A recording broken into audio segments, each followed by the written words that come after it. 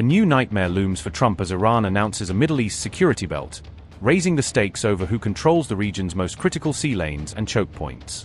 From the Strait of Hormuz to Bab el-Mandeb, the so-called resistance front talks are forming a new kill zone, signaling that any Israeli or US-linked ship could now be treated as a target. Iran's IRGC Quds chief erupts just a day after raining hellfire on Israel, using battlefield momentum to unveil a broader plan that ties clashes to a far wider maritime confrontation. The IRGC Quds Force chief announced the establishment of a new resistance security belt to coordinate aligned forces and secure key areas in the region. He said the belt would stretch from the Strait of Hormuz to the Bab el-Mandeb choke points, linking these strategic maritime corridors under one resistance structure. Esmail Qaani stated that this arc would run from the Persian Gulf to the Red Sea, indicating plans to extend influence across this entire maritime zone. The Quds chief described the belt as a united security framework of the axis of resistance, aiming to align Iran and its allied groups under common security approach. Esmail Qaani said, and I quote, "From the Strait of Hormuz to Bab el-Mandeb and from the Persian Gulf to the Red Sea, a new security belt of the resistance will be established. The timely and powerful action by heroic Yemen is a sign of the wisdom of the resistance front. If necessary, others will also join. The mischief of the Zionist regime and America in this region will be met with the reaction of the united resistance front. Borderless fighters are watching over your choke points. If you continue your aggression, they will seize you by the throat." Unquote. He said resistance forces are monitoring all key regional choke points, suggesting constant surveillance of shipping lanes, naval movements, and energy routes. His remarks followed Iran and Israel exchanging attacks and counterattacks on June 8, including missile and drone strikes.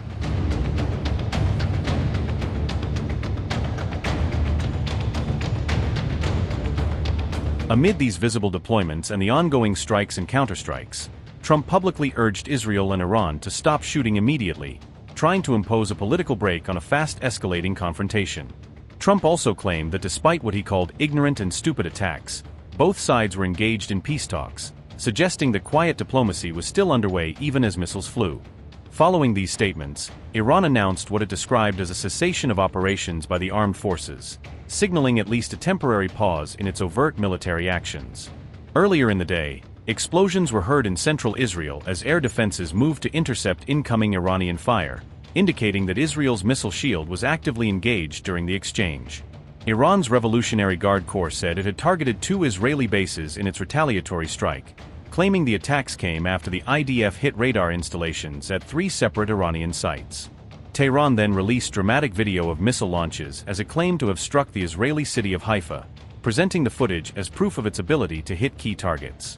This came after the Israeli Air Force reportedly struck several targets at a petrochemical complex in Mashhad, a move likely aimed at damaging elements of Iran's industrial and strategic infrastructure. Adding to the pressure on Israel, Yemen's Houthi group said on June 8 that it had launched a new missile attack on central Israel, tying itself directly into the wider confrontation.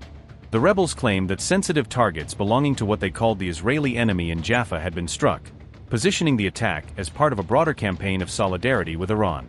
The Iranian-backed group also vowed to block any Israeli ship from sailing in the Red Sea, broadening the conflict from missile barrages to threats against critical maritime routes. "We will prevent Zionist ships from passing through the Bab el-Mandeb Strait," the group announced, raising the specter of a multi-front crisis stretching from the skies over Israel to one of the world's most vital sea lanes.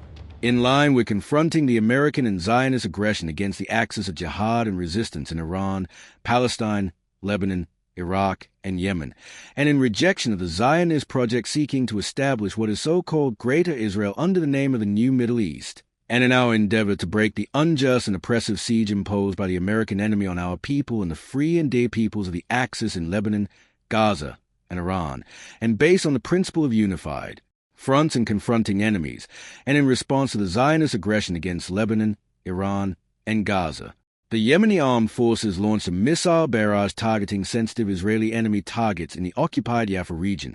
The missile strikes achieved their objectives with precision. And in this context, the armed forces affirmed the following.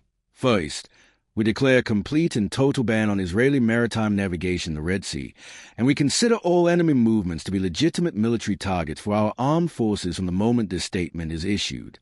Second, We affirm that we will respond to escalation with escalation, and our military operations will intensify in accordance to the field developments, the battle, and in conjunction with the axis of jihad and resistance. Third, we affirm the right of our people and the peoples of our free nation to confront the American-Israeli aggression. We will not stand idly by in the face of the unjust siege imposed on our people and the peoples of the axis of jihad and resistance in Palestine, Gaza, Iran, Lebanon, and Iraq.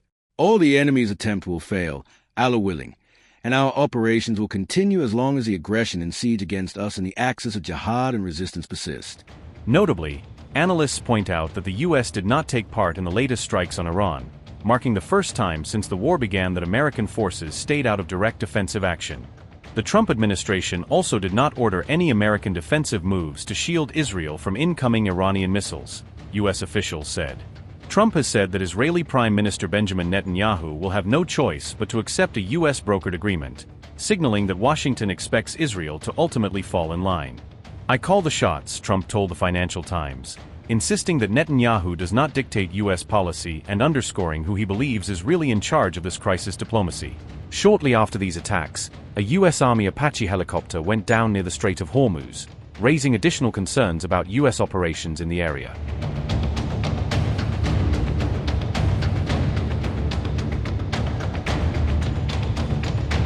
According to the New York Times, both crew members were safely rescued after the incident. The cause of the Apache incident was not immediately clear, the New York Times reported. Mechanical failure has not been ruled out, and the incident is under investigation, according to the report. The attack helicopter went down just after Israel and Iran clashed over Lebanon on June 8th.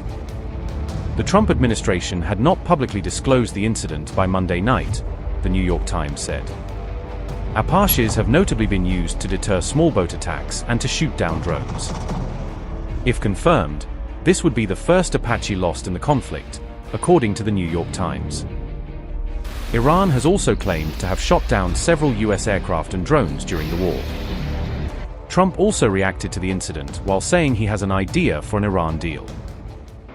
We have ongoing negotiations in Iran and with Iran, and that hasn't stopped. And we could have at least an idea by 1 or 2 days from now, but I think it's going well. The blockade continues to hold 100%. Nothing is getting through our blockade. No oil, no income, no nothing. Nothing's getting through the blockade. There's a report that an Army helicopter went down in the Strait. Can you give us an update on that? Are the soldiers okay? The pilots are fine, yeah. And was nobody that injured. Brought it down? We are going to issue a report tomorrow, but the pilots are fine, yeah. Thank you very much, everybody. Thank you. Sir. Thank you.